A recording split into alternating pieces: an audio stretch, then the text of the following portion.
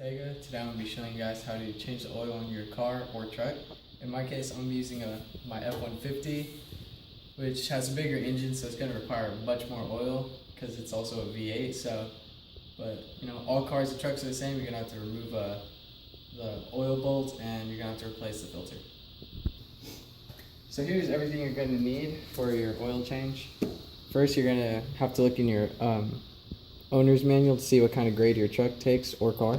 For me, it's SAE 5W20, and I have Motorcraft because that's what Ford recommends. Again, it's going to depend on how big or how small your car or truck is. For me, it may look like I have a lot, but 6 quarts is what my truck needs. You're going to need a oil filter, a ratchet, and a socket. Depending on what size the oil bolt is, you're gonna find that out. For me, it's 5/8. You're gonna need something to pour the oil into so that it doesn't make a mess. Doesn't matter what it is. For me, I just have an oil container. And later on in the procedure, you're gonna need a funnel to pour the new oil into. Depending on what kind of vehicle you have, if you have a truck, you're not gonna need to jack it up. If you have a car, then odds are you're gonna need a jack and a jack stand. First, you're going to locate where the drain bolt is. In my case, in my truck, it's right here. Once you find your drain bolt, you're going to want to position your drain pan right under it. Just like that. Once you've positioned your drain pan, then you can start moving your bolt.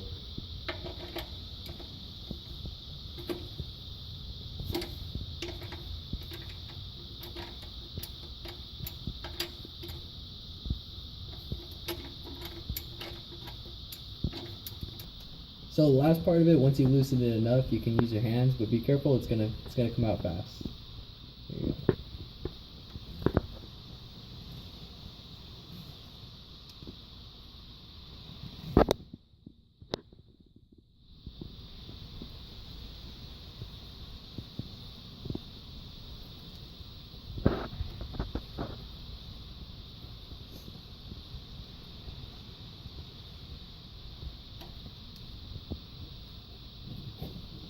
Pause it up.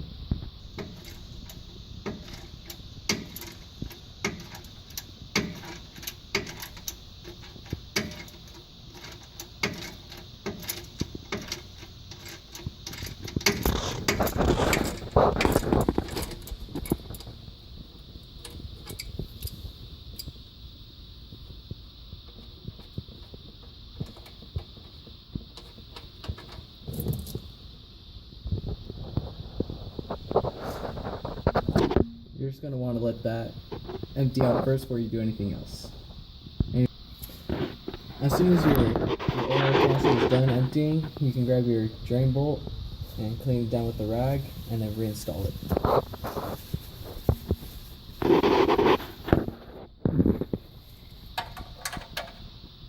So if you want, you can get it started a little bit with your hands, and for the rest you can use your ratchet, but set it so it's tightening, not loosening it.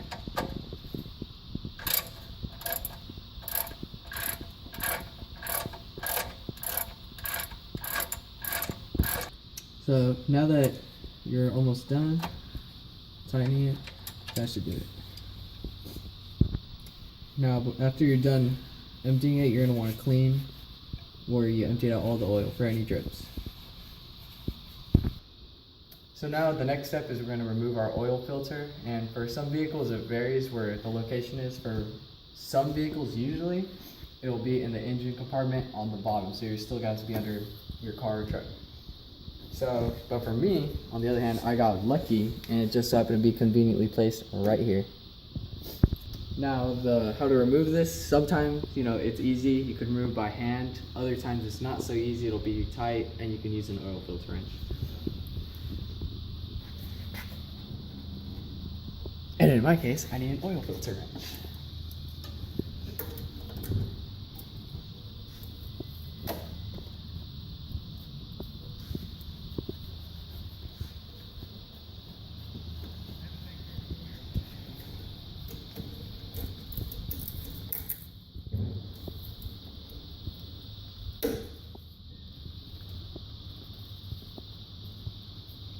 you go. Now you can start using it.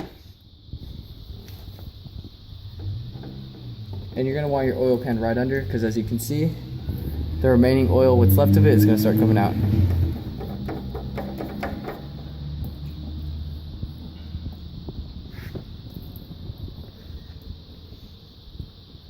And that's how you remove your oil filter. So for good practice and getting used to it, so what you're gonna want to do is dab a little bit of oil onto your finger like this, and rub it around the lip of the oil filter so that it doesn't crack or get bad over time.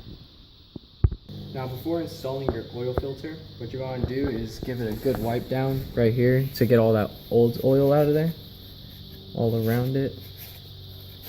And then once you've done that, you're going to want to turn this clockwise, but with your bare hands. Don't use a tool to do it, otherwise it'll damage this when you take it off again.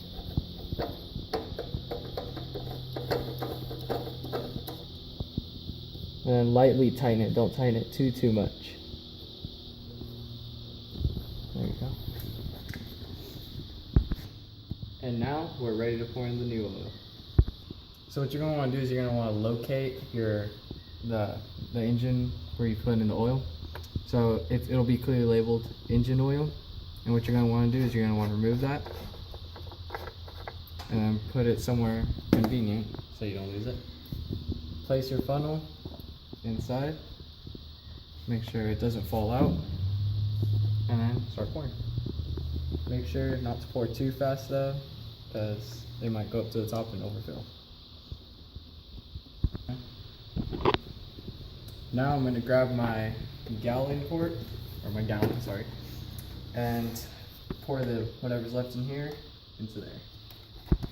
Now on this one, folks, you're going to want to take your time, think some happy thoughts, and pray you don't make a mess.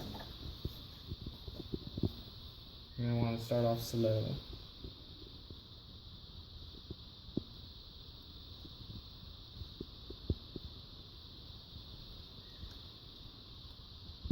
What did I say?